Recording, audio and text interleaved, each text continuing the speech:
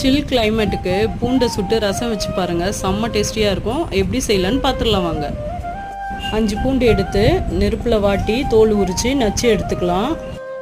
பூண்டு இடித்து அதே கல்லில் 1 ஸ்பூன் மிளகு, 1 ஸ்பூன் சீரகம், 1 ஸ்பூன் தனியா, 4 காஞ்ச மிளகாய் போட்டு நல்லாவே பொடி பண்ணி எடுத்துக்கலாம். உங்களுக்கு யாருக்கெல்லாம் ரசம் பிடிக்குமோ மறக்காமல் லைக் பட்டனை தட்டி விட்டுருங்க. இந்த ரசம் என் பொண்ணுக்கு ரொம்பவே பிடிக்கும். உங்கள் வீட்டு குழந்தைங்களுக்கும் செஞ்சு கொடுங்க. சட்டி காஞ்சதும் 50 கிராம் நல்லெண்ணெய் விட்டு இடித்து வச்ச மிளகு சீரகம் பொடியை ஆட் பண்ண பிறகு நெருப்பில் வாட்டி இடித்து வச்ச பூண்டையும் ஆட் பண்ணி நல்லா ஃப்ரை பண்ண பிறகு பழுத்த தக்காளி 2 ஆட் பண்ணியிருக்கேன். தக்காளி நல்லா வதங்கின பிறகு 1/2 ஸ்பூன் மஞ்சத்தூள், 1/2 ஸ்பூன் தனியாத்தூள், 1/2 ஸ்பூன் தனி மிளகாய் தூள் ஆட் பண்ணி நல்லாவே ஃப்ரை பண்ணிக்கலாம்.